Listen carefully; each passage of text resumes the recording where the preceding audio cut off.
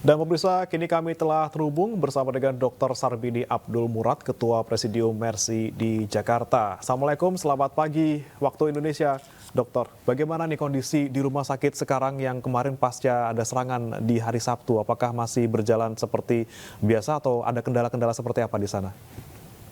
Waalaikumsalam warahmatullahi wabarakatuh. Dan kerusakan ini memang nggak langsung ya Mas ya, tersasar atau kena getaran-getaran rudal Israel sehingga plafon rumah sakit rusak. Tapi yang alhamdulillahnya pelayanan kesehatan masih bisa kita lakukan dengan baik. Kemudian korban-korban yang berdatangan ke rumah sakit bisa kita tangani dengan baik karena yang kerusakan ini tidak parah, artinya bukan tempat-tempat yang vital seperti kamar operasi atau instalasi gawat darurat. Dan alhamdulillah ini bisa berlangsung dengan baik. Oke, Dok, kalau misalnya untuk listrik di sana, apakah masih bisa mengalir, Dok? Karena kan kemarin sempat ada kabar bahwa listriknya tidak berjalan untuk beberapa waktu, ada pemadaman di jam-jam tertentu seperti itu. Ya memang listrik di sana itu masih sangat susah, Pak. Masih kritis ya. Jadi kita usahakan dengan menggunakan panel surya yang memang sudah kita rancang jauh-jauh hari untuk mengantisipasi kalau misalnya pasokan energi yang kurang atau terjadi blokade oleh Israel seperti solar misalnya yang untuk membangkitkan listrik. Oleh sebab itu manajemen rumah sakit menggunakan cara-cara yang efektif sehingga listrik itu hidup sesuai dengan kebutuhan. Pernah hidup 5 jam, kemudian pada malam hari digunakan panel surya. Dan ini adalah upaya-upaya yang dilakukan oleh pihak rumah sakit sehingga pasien-pasien bisa tertangani dan pasien-pasien yang parah itu bisa cepat diantisipasi dengan penghematan energi ini. Oke, baik Dok. Mercy dikabarkan sempat kehilangan kontak dengan 3 relawan. Lantas bagaimana Dok keadaan mereka saat ini, Dok?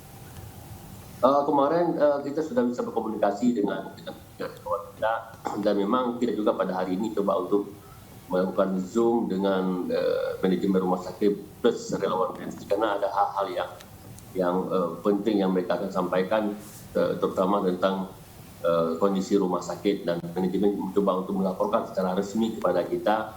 Kita kemarin belum bisa kontak, mungkin hari ini kita akan coba melakukan Zoom dengan pihak manajemen rumah sakit dan mudah-mudahan informasi-informasi yang mereka sampaikan ini kita tampung, bisa kita coba cari jalan keluar solusi yang baik sehingga rumah sakit ini bisa benar-benar berfungsi dengan baik untuk menolong korban-korban akibat serangan Israel.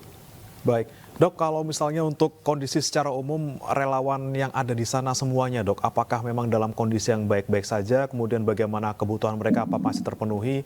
Dan kontak dengan teman-teman di Indonesia apakah lancar? Karena katanya juga sempat aliran internet di sana sempat bermasalah juga. Ya, kita berdoa kayak Mas, karena kondisi-kondisi yang di daerah yang sangat parah ya Mas. Jadi kita nggak bisa mengatakan bahwa ini aman 100% ya seperti di negara yang normal ya. Tapi kita telah memberikan satu panduan kepada mereka agar mereka tidak mendekati spot daerah yang memang panas, kemudian tidak melakukan perjalanan yang tidak perlu sehingga mereka harus stay di rumah sakit, kemudian tinggal di rumah sakit. Dan pihak rumah sakit memberikan basement pada mereka untuk bisa tinggal di situ sehingga ini mencegah hal-hal yang tidak kita inginkan. Dan kemudian informasi kami dengar bahwa internet sudah bisa berfungsi dan teman-teman insya Allah akan bisa memberikan laporan-laporan yang terkini terhadap kita dan publik Indonesia bisa tahu persis kondisi situasi yang terjadi di sana. Kemudian sebelumnya memang kita sudah memberikan juga instruksi kepada mereka agar mereka stok makanan yang cukup selama perang ini karena kita ketahui bahwa dengan blokade ini masyarakat Gaza mengalami kesulitan makan, kesulitan yang lain sehingga teman-teman dengan menstok makanan ini bisa sedikit bisa membantu lah. Dan setelah kita komunikasi kemarin, mereka katakan bahwa mereka punya melakukan penghematan sehingga mudah-mudahan ini krisis ini bisa cepat selesai dan bisa kembali ke situasi normal. Baik. Oke, baik Dok, terakhir Dok, ada informasi bahwasanya di sana lahan makam sudah hampir habis atau terbatas dan bahkan ini ingin menggali makam-makam lama. Sebenarnya seperti apa kondisi di sana, Dok?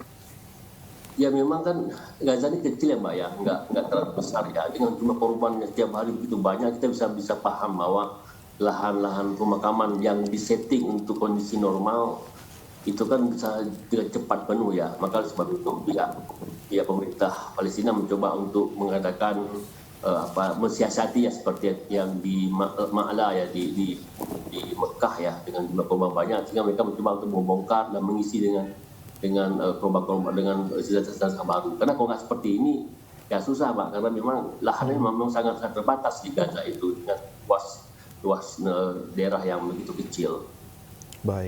Baik, terima kasih Dr. Sarbini Abdul Murad, Ketua Presidium Mercy di Jakarta atas informasinya, dan kita doakan semoga yang terbaik untuk warga Palestina dan juga relawan-relawan yang ada di sana. Betul. Assalamualaikum, selamat pagi waktu Indonesia, Dokter. Waalaikumsalam.